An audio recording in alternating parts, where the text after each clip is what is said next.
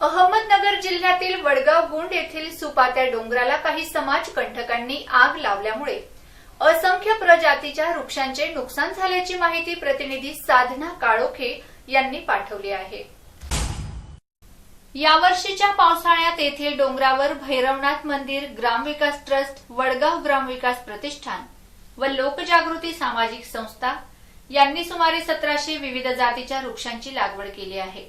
यामध्ये 400 विविध जातींच्या औषधी वनस्पतींच्या प्रजाती आहेत, तर काही दुर्मिळ जातीचे वृक्ष संवर्धन येथे केलेले आहे।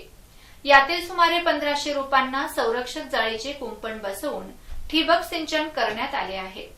पाण्याच्या सुविधेसाठी कुकडी कालव्याजवळील विहिरींवरून 10 हॉर्स पॉवरचा पंप बसवून 10 लाख लिटर क्षमतेचे कागद बसवून शेततळेही तयार केलेले आहे।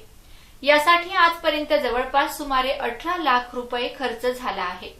हा सर्व खर्च लोकसहभागातून ग्रामस्थ व पर्यावरण प्रेमींनी केला आहे।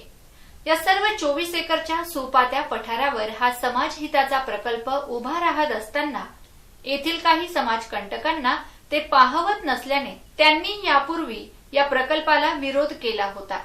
त्याबाबत तक्रार प्रशासनाकडे गेल्या महिन्यात केलेली होती, परंतु त्यांनी त्याकडे दुर्लक्ष केल्यामुळे रात्रीच्या वेळी येथे आग लावून हा प्रकल्प नष्ट करण्याचा प्रयत्न समाजकंटक करत आहेत।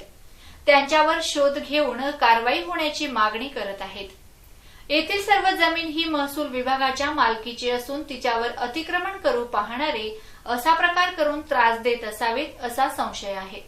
शासनाच्या या जागेत असा पर्यावरण संवर्धन प्रकल्पासाठी महसूल प्रशासनाची परवानगी घेण्यात आलेली आहे।